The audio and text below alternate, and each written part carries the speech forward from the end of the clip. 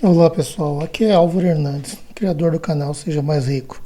Hoje continuamos o curso Prêmio de Educação Financeira e de Investimentos Globais. Se inscreva no canal, curta e compartilhe com seus amigos e marque o sininho para ser avisado das novas aulas. Módulo 4, sexta aula, Renda Variável, Fundos Imobiliários. Atenção, estas aulas têm caráter exclusivamente educativo. O que avaliar antes de investir em fundos imobiliários?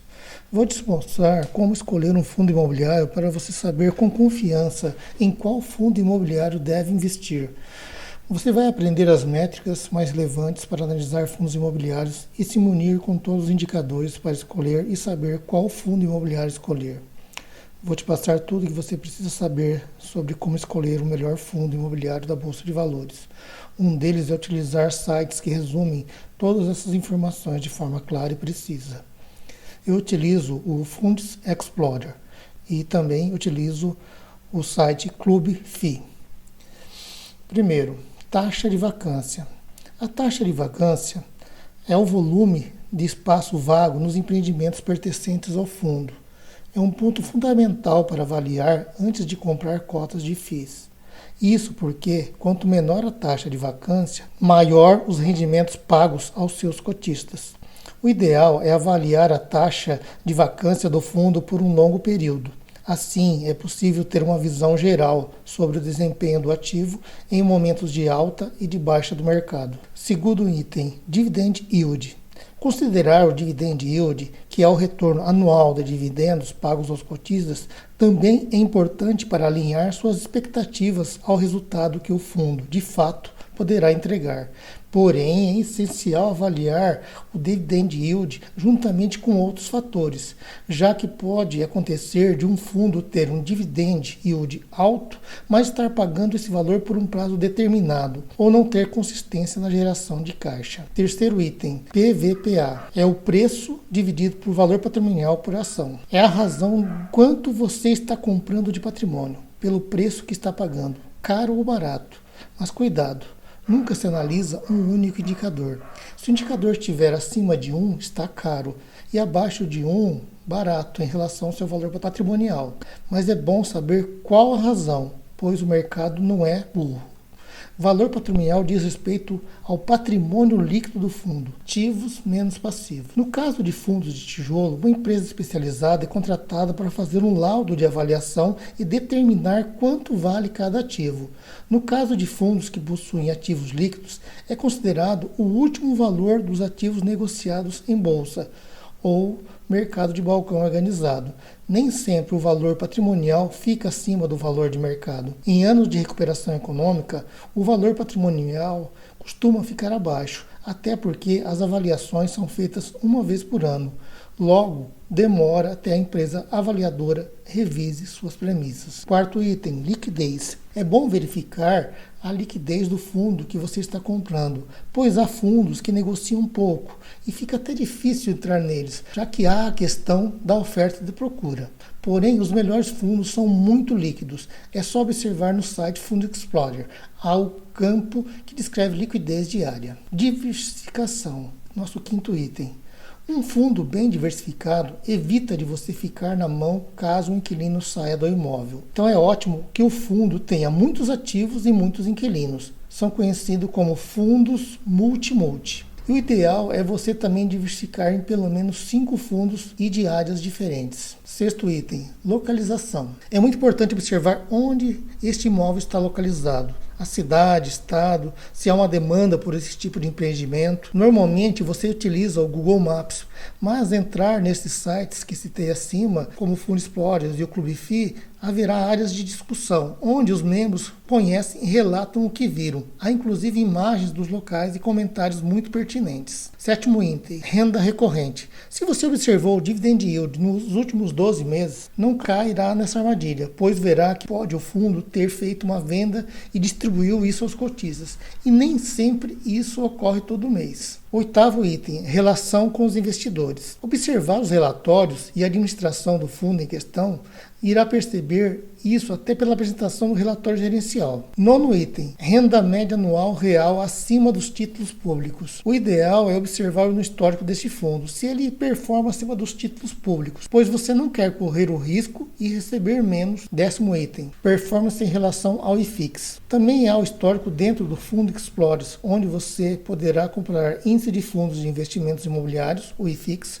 O objetivo do IFIX é ser um indicador de desempenho médio das cotações dos fundos imobiliários negociados no mercado de bolsa e de balcão organizado da B3. Desta forma, você observa se o fundo escolhido está acima ou abaixo deste índice. Quais são as vantagens e desvantagens dos fundos imobiliários? A primeira vantagem é a liquidez. Em poucos dias, o investidor adquire ou aliena sua participação indireta em certas propriedades. É uma renda passiva. Os aluguéis são considerados renda passiva. São até o dia em que você precisa despejar seu inquilino e tem que contratar advogado e ir a audiências. Ou até o dia que seu inquilino deixa o imóvel e você tem que reformá-lo para corrigir defeitos ou renová-lo, caso seja mais antigo, e terá que contratar e lidar com a mão de obra da construção civil. Enfim, ao contrário dos fundos imobiliários, o aluguel tradicional é apenas uma renda quase passiva. Sobre diversificação, adquirindo um único fundo, o investidor pode investir em muitos imóveis diferentes, eliminando o risco de total vacância e diminuindo o risco de desvalorização imobiliária de uma determinada região. É um baixo investimento inicial. É possível investir em fundos imobiliários a partir de R$1.000. Na verdade, você pode investir até menos que isso, pois pode comprar uma cota a valores diversos de R$2.000 a R$3.000 por cota. E como não há corretagem nas corretoras que eu indico, ótimo negócio. Maior rentabilidade. Tradicionalmente, o percentual de retorno sobre o investimento em aluguéis de imóveis comerciais é superior ao de imóveis residenciais. Há um menor risco de crédito. Há sempre o risco de inadimplemento, mas ter inquilinos como grandes bancos ou supermercados, por exemplo, deixa qualquer um bem mais tranquilo. E mesmo havendo, você deve escolher fundos multiativos e multi-inquilinos, pois se um deixar de pagar, como há uma grande diversificação, será muito imperceptível. E há a questão também da isenção do imposto de renda. As distribuições pagas aos investidores que possuem cotas de fundos imobiliários são isentas de imposto de renda. Os maiores complicadores da compra e venda de imóveis são os diversos custos incidentes sobre o valor de compra e venda e a comissão do corretor.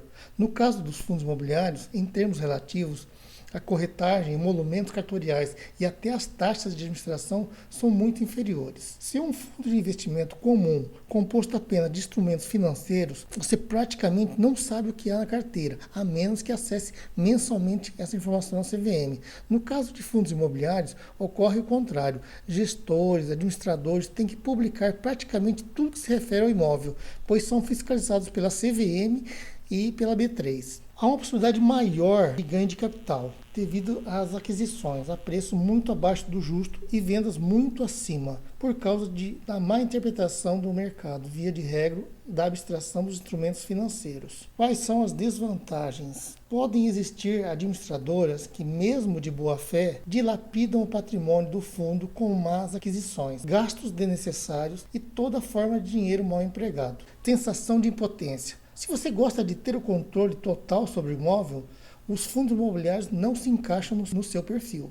Neles, você é apenas uma espécie de condômino, junto com outros milhares, e só mediante votação em assembleias poderá influenciar em algo. Risco do imediatismo. Com a possibilidade de contratação de formadores de mercado, os fundos imobiliários podem gastar o seu precioso dinheiro com aparecer, em vez de melhorias ou em reinvestimento nos imóveis. Risco de emissões frequentes e desmensuradas. Como o gestor, administrador, na maioria das vezes recebe um percentual do valor do patrimônio do fundo imobiliário, uma das maneiras de aumentar a receita deles, quando precisam, é emitir novas cotas do fundo, ainda que para adquirir imóveis não tão interessantes. No longo prazo, isso é ruim para o cotista. Pessoas com informações privilegiadas podem se antecipar aos fatos relevantes e levar vantagem indevida sobre o resto do mercado. Risco de prejuízo financeiro. Possibilidade de aquisições das cotas a preço muito acima do justo ou vendas muito abaixo, por causa da má interpretação do mercado em geral da abstração dos instrumentos financeiros. Risco de tributação dos rendimentos devido a ajustes fiscais do governo. Atualmente, os fundos imobiliários contam com a isenção do imposto de renda sobre esses rendimentos, mas o cenário pode mudar, apesar que no ano de 2021 houve uma tentativa de se cobrar o imposto de renda, voltou-se atrás. Como investir em fundos imobiliários? A forma de investimento é similar aos investimentos em ações, através do home broker, com a vantagem de ter um risco bem menor. Para isso, basta se cadastrar numa corretora que ofereça esse tipo de investimento, ou verificar junto à sua corretora se ela permite investir em fundos imobiliários e realizar as primeiras operações. Eu utilizo Clear Corretora, na corretagem alguma. Vou demonstrar passo a passo como se faz uma compra. E abrir a conta da corretora é muito simples. Todo o cadastro é feito online e leva alguns minutos. Depois de baixado o aplicativo, abre o aplicativo da corretora, no nosso caso, o Clear Mobile. Se for a primeira vez que abre o app, clique em Login. Coloque seu CPF, a senha que você cadastrou na abertura da conta e a sua data de nascimento completa. Como eu cadastrei o leitor digital, ele vai pedir para fazer a leitura e logo abrirá a tela principal. Então, nessa tela é mostrado o seu patrimônio total, mais abaixo o seu saldo em conta. No campo Swing Trade, onde se encontram os seus ativos, ações, fundos imobiliários, BDR, ETF. Todos esses campos abaixo mostram os ativos que você possui. Mais abaixo tem os campos Day Trade, deve-se evitar, pois as compras são feitas apenas no mesmo dia e é preciso ter garantias carregadas. E Day Trade não deve ser operado por celular. Mais abaixo temos estratégias de opções. Também deve ser evitado. É preciso um conhecimento mais profundo. Trato de estratégias de especulação e seguro. Mais abaixo mostra também o campo Tesouro Direto. Ao clicar em favorito, deve ser observado se está na aba Swing Trade. Se não estiver, é só clicar sobre Day Trade e mudar para Swing Trade, onde haverá algumas ações que estão por padrão. Poderá excluí-las e adicionar de acordo com a sua carteira de investimento de ações e fundos imobiliários. Eu cliquei no FI MXRF11, sendo apresentados os gráficos. E se clicar em Book, poderá ver as negociações em tempo real, acontecendo no topo com os valores 9,97 compra, 9,98 de venda. E mais abaixo pode-se ver os dois botões em azul e vermelho escritos compra e outro venda. Tem a função de abrir boleta, onde se registra as ordens de negociação. No caso, cliquei em compra. Vou escolher qual tipo de ordem. Por padrão é apresentado o preço a mercado, que é o valor que está sendo negociado no topo do book de oferta. Eu prefiro definir o valor, por isso clico sobre o texto a mercado, onde vai abrir uma página que poderá escolher outras opções. Eu uso a limitada, pois posso definir o valor que quero pagar. Então a ordem só será executada caso atinja os valores que eu definir. É preciso clicar sobre o valor e alterar. Posso alterar a data para que esta ordem fique no período que eu desejar. Tipo, coloquei um valor muito baixo. E em algum momento, em 15 dias, poderá o mercado atingir esse valor e executar minha ordem ou não também. Depois clique em salvar senha. Coloque a sua senha eletrônica, que é diferente da senha para entrar no aplicativo. Por isso, salve ambas com segurança. Se perder a senha, poderá ser pedido para a Clear, que redefinirá as suas senhas. Atenção! Estas aulas têm caráter exclusivamente educativo. Então nos vemos na próxima aula. E seja mais rico!